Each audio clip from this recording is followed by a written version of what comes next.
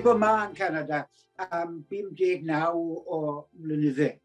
Ges i'n ngodi yn ganol gwlad. Ac pregethwyr y wlad yna gyd o'n i'n abod. O'n i'n gwybod dim am beth oedd gweinidogaeth a siwrganwg nag yn un man arall. Beth o'n i'n gweld oedd y gŵr yn adrodd y stori, ac o'n i eisiau dweud y stori. Na'r beth mowr. Mynd trwy'r broses wedyn, o cael ei nerbyn gyda'r cor chwarter fel mae hi o hyd. A dewis coleg. A cwrdd â boes fel Dewi Eirig Davies, Stanley John, Alwyn Charles, y cyfnod na o fechgyn. Ac ar ddiwedd y cwrs fe ges i alwan fach. O'n i Canada o'n i am fynd. Ac i Canada es i. A ath y 5 mlynedd, 10 mlynedd, ar 10 mlynedd, a dyma ni 59 ac yn i maw o hyd. Pan o'n i mewn yn y weinidogaeth, o'n i'n gweld gallu'r eglwysi lleol yma ddim a bod o'n i bai i fod yna rhyw gyfundrefn yn rhywle yn tynnu ni ac yn cadw ni at yn gilydd. Ac fe ddath hi'n bwysig yn y ffordd yna. O fe ddath hi'n bwysig herwydd bod mae drwy'r undeb o'n i'n cael bod yn weinidog, drwy'r undeb o'n i'n cael yn drwy'r undeb o'n i'n cael yn ordeiniwyd. Drwy'r undeb o'n i'n cael byw allan, nhw oedd yn gyfalu amdana i. So oedd hi'n bwysig yn y ffordd yna.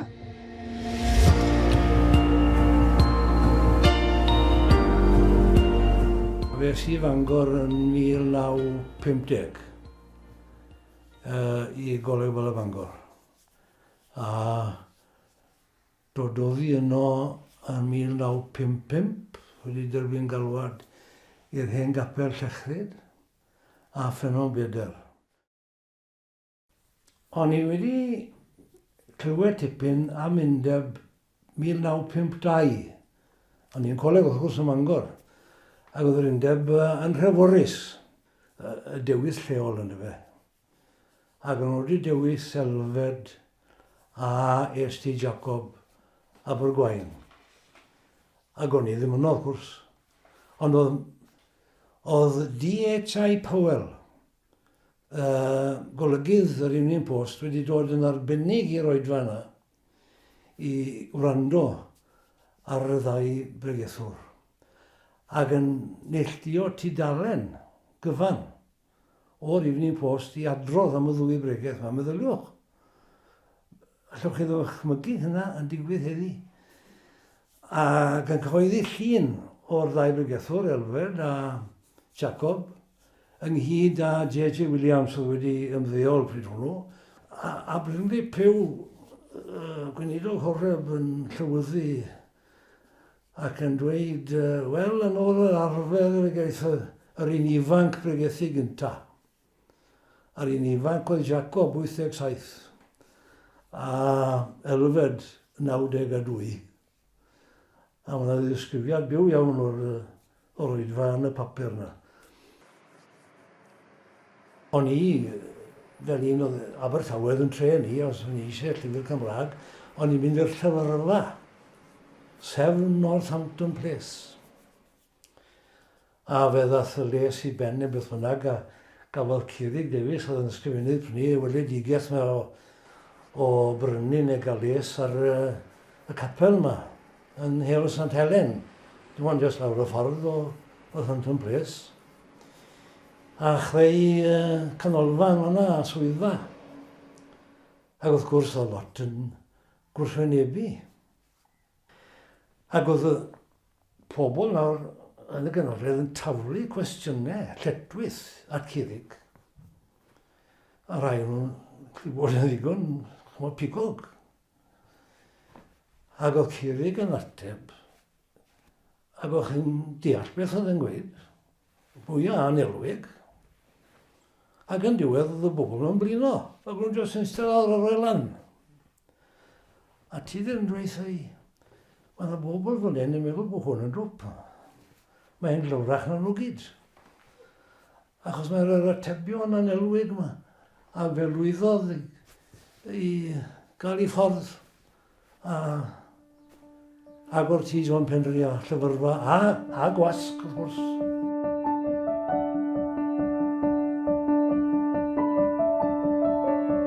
Ges i'r 2 mlynedd arbennig iawn o dan arweiniad athrawon y coleg a Birhonfi, coleg gyda'r annibynnwyr, a oedd yn goleg preswyl. Dr Joseph Jones oedd y prifathro, ond yn anffodus I ni, bu farw yn niwedd fy mlwyddyn gyntaf. A'r un ddaeth I fewn i'r coleg I ddarlithio I ni yn ei lefe oedd Dr Pennar Davies. Sant oedd un, ac un o ffrindiau mawr I bob un ohono ni. Yr athro DJ Davies a yr athro Isaac Thomas. Fe gawson ni amser arbennig.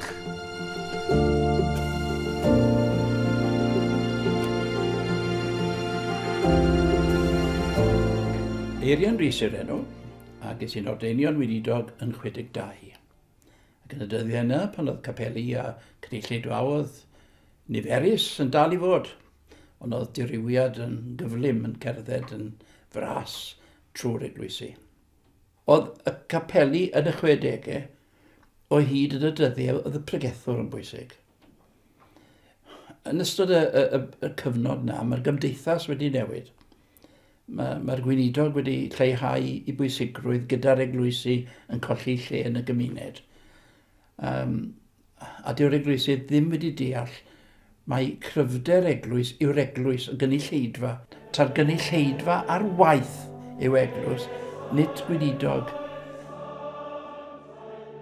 Dwi wedi bod mewn eglwys sydd wedi tyfu a tyfu a tyfu yn gyson, ac felly mae rhywbeth yn digwydd, ond mae wedi tyfu yn fwy na mewn niferoedd, mae wedi tyfu yn ei gweledigaeth. Mae yn flaengar yn yr ardal yn cyfuno'r pentre a tu hwnt I hynny I dynnu pethau at ei gilydd I bobl mewn angen. Yn chi'n mynd mewn i'r capel a byddwch chi'n gofod mynd I bod 2 ffridge a teledu falle. Ar wythnos ar ôl ni mae'r 2 ffridge a teledu wedi mynd a bydd peiriant golchi a rhywbeth eraill na. Bydd soffa dych chi'n set fawr. A mae'r heina I gyd yn mynd I gwrdd ag anghenion bobl tlawd yr ardal. Mae'r eglwys wedi cyrraedd man. Mae yn gwneud yn fuddiol yn y gymdogaeth a mae'n y reswm am ei bodolaeth I. A mae'r aelodau yn cael pleser mas o bod yn fuddiol. Mae eisiau cyd-wneud a cyd-dynnu I gael afiaeth a blas a gweud y gwir. Mae rai eglwysi'n byw ar ganu o gwyn I byd nhw, ond mae yna foddhad dwfnach I gael wrth bod yn gwneud daioni Iesu Grist.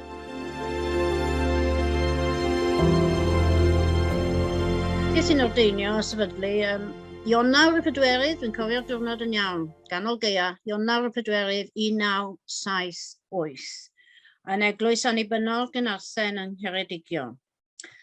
Ni wedi treulio 5 mlynedd yn hapus iawn yng Ngholeg Coffan, Abertawe, yn y 70au. Oedd o'n le arbennig ar y pryd. Oeddwn ni'n lle arbennig I dyfu a datblygu ffydd, ac wedi dylanwadu'n fawr iawn arna I am weddill yn oes a dweud y gwir. Roedd o'n beth mawr I fi gael yn ordeinio fel menyw, fel merch, achos fi oedd y cyntaf I gael yn ordeinio mas o'r coleg. Ac coleg yn gefnogol tu hwnt, yr Undeb yn gefnogol iawn. Achos oedd hi'n gyfnod wahanol iawn I beth yw I nawr, yn gyfnod reit anodd a digon heriol a dweud y gwir. Mae pethau wedi newid llawer iawn dros y blynydde. Dwi'n cofio mynd I gyfarfodydd blynyddol, mwynhau mas draw, mae rhaid fi weid. Edrych mlaen wrth gwrs at ynychiad y llywydd, oedfa brigethu wedyn. Ac yn y cynadleddau, y cyfarfodydd blynyddol, pan oedd penderfyniadau yn dod ger bron, cael eu cyflwyno, byddwn ni wrth y modd yn gwrando llawer i drafodaeth werthfawr a bywiog ar bynciau llosg y dydd. A'r undeb, mae rhaid fi weid, yr undeb wastad ei bus ar y puls ar faterion o bwys. Megis i safiad i dros heddwch yn erbyn rhyfel, ei safiad dros y clodion, bod math o faterion gwella sefyllfa pobl dan unrhyw fath o anfantes yn ein cymdeithas ni. Ron Williams ydw i, ges i'n ordeinio yn 1971. Pan gychynnes i yn yng Gweinidogaeth, fi'n cofio'n had yn rhoi cyngor i mi. Ddari o roi sawl cyngor i mi, a un ohonyn nhw oedd yn ymwneud efo'r undeb a cwrdd chwarter. 3 peth dwi'n cofio i ddweud yn y cyd-destun yna oedd bydd yn driw i dy gyd weinidogion, bydd yn genuine iddyn nhw, de. Yn ail, gwna ymdrech fawr i fod mewn cyfarfodydd cwrdd chwarter a tria fod yn ffyddlon i gyfarfodydd yr undeb. A does na ddim dwi'n credu bod fi wedi bod ym mhob undeb ers i mi gael fy ordeinio. Dwi'n teimlo bod yr undeb wedi bod yn rhan ganolog o'n perthynas ni efo eglwysi eraill. Mae'n gyfle i weld gweinidogion eraill, mae'n gyfle i gyfarfod â phobl eraill, a hefyd yn gyfle i ni i rannu ar lawr y gynhadledd, wel, unrhyw beth ydych chi'n dymuno. Fi'n gwybod mae rhai yn feirniadol iawn fod bod chi ddim yn cael cyfle. Wel, mae'r cyfle yna, mae'r broses yna, dim ond i chi'w dilyn ni yn ofalus. A dwi wedi bod ar llawr yr undeb sawl tro yn ceisio a'r gyhoeddi annibynnio efo peth hwn a peth arall, ond ddim wedi llwyddo bob tro. Ond na, y gymdeithas a'r gwaith yma'r undeb yn ei wneud, dwi'n ei werthfawrogi fe yn fawr iawn.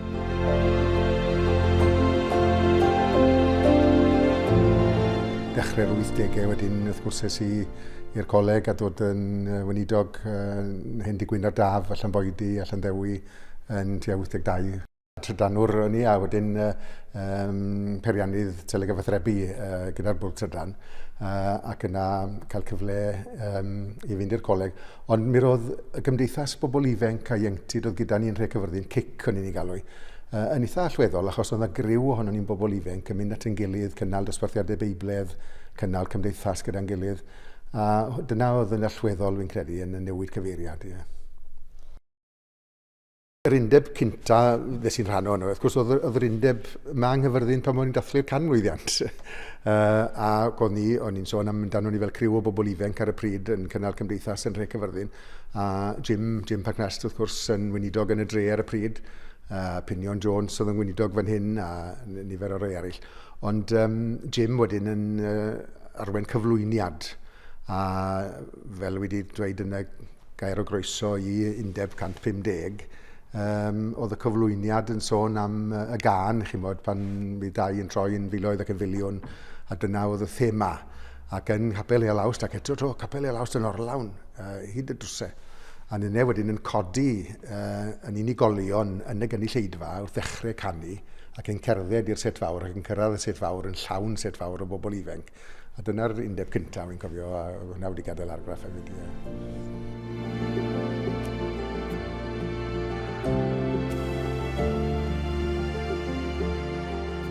Dwi wedi cael yn ordeinio i'r weinidogaeth ordeiniedig ers 2016, ond dwi'n teimlo, wel, dwi'n gwybod bod yn weinidogaeth wedi cychwyn nôl yn 1999, pan nes i ddechrau fel gweithiwr ieuenctid a chymuned ym Mhenma Mawr, ac oedd yna brosiect gwych rhwng yr Annibynwyr a'r Presbyteriaid.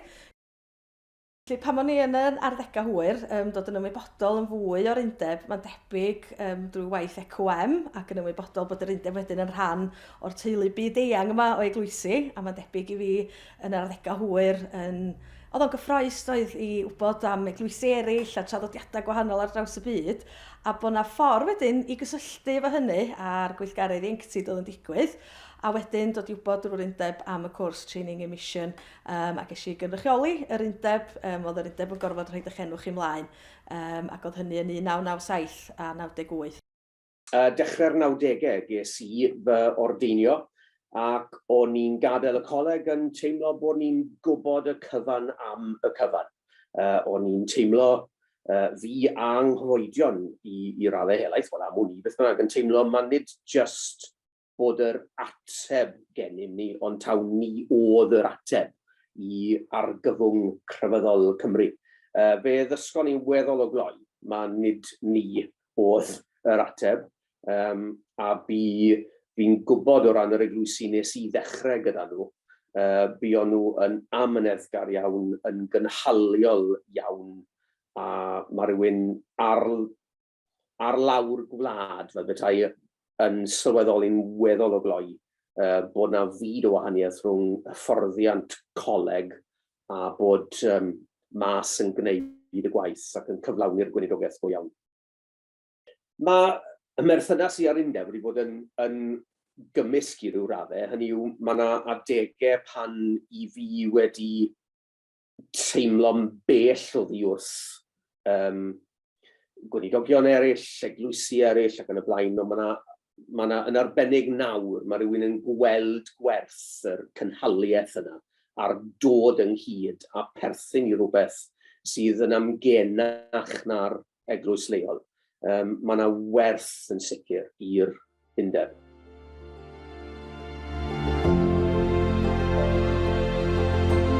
Y flwyddyn 1997 fes i'r coleg, ac wir mi roedd hi'n wahanol fyd. Ar y pryd o'n i'n rhedeg siop, busnes, lywyrchus, siop flodau, oherwydd mae llawer iawn ohonoch chi yn fy nabod fel Cefn y Blodau. Ac wir o edrych nôl, dwi ddim yn gwybod yn iawn sut ddes i ben, cyflawni cwrs gradd a rhedeg busnes. Ond mae rhaid bod llaw diw yn farwen ni, ac wir fe nes i gyflawni cwrs a diolch byth am athrawon, hynod o amyneddgar a cyfeilgar, a hefyd oedd wedi ngosod i arbennigaeth. A'r prif athro ar y pryd oedd parchedig Eifion Powell, ac yn wir fe dreulais i 2 mlynedd braf iawn yng nghwmni Eifion Powell, Gareth Watts, Euros Wyn Jones, Elfed ap Nefydd yn ogystal â John Tidno.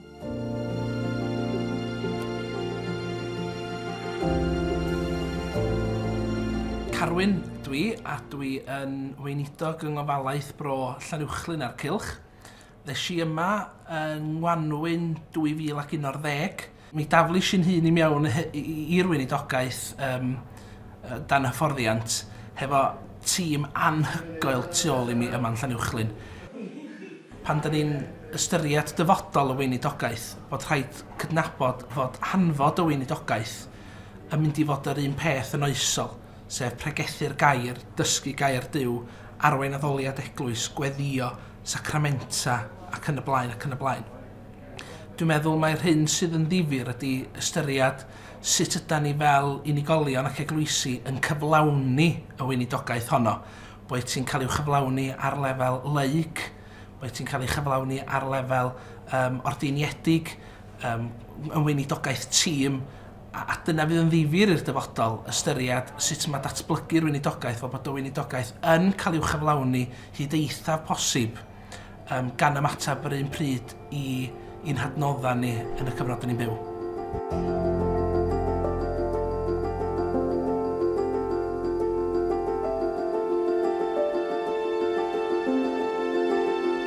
Wrth ymuno dda i'r undeb o Llanuwchlyn, mae'n siŵr bysach chi'n disgwyl i fi gerdd dantio rhywbeth, mae'n siŵr neu rhywbeth mewn englyn, ond fedra i ddim gwneud dim byd felly. Ond yn sicr, llongyfarchiadau mawr i'r undeb ar gyrraedd y 150 a dymuniadau gorau wrth i ni gydweithio ymhellach ac sicrhau dyfodol i achos Iesu Grist yma yng Nghymru. Cyfarchion cynhesaf am lwyddiant yr undeb sydd yn arbennig iawn yn cael ei gynnal eleni. Diolch yn fawr i'r rhai bydd yn arwen yn y gorffennol ac am wneud eu cyfraniad mewn gwahanol gyfnodau. A dwi'n siŵr bod y cyfan yna wedi cael ei wneud clod, nid iddyn nhw hunain, ond clod y cergogoniant i Grist ein harglwydd. Diolch am y gorffennol, diolch am heddiw, ac yn dymuno pob dymuniad da, rhwyddileb a llwyddiant i'r dyfodol. Ga i ddymuno pebwydd hapus iawn yn 100 i Undeb yr Annibynwyr Cymraeg. Da ni ddim yn gwybod beth sydd o'n blaen ni am y 100 mlynedd nesaf, neu hyd yn oed yr wythnos nesaf. Ond dwi yn gwybod y bydd Duw yn harwain ni a'n cynnal ni, a dyna sy'n bwysig. Mae'r Undeb yn 100 mlwydd oed. Mae'r hen wreigen yn gallu dawnsio'n dda o hyd a phob dymuniad da iddi hi i'r dyfodol. Boed i ddiw yng Nghrist drwy ysbryd glân i harwen a'i eglwys ym mhob man i amlygiad y mynegiant newydd o'i gariad ar y ddaear. Achos wrth gwrs i ni'n ymwybodol iawn bod hi'n gyfnod o dipyn o newid yn y cyfnod i ni'n byw yn ddiwnawr. Ond dwi'n siŵr bod Duw a'i bwrpas yn mynd i fod ar waith i'r dyfodol. Dyna'n gobeith ni a dyna sail ein ffydd ni.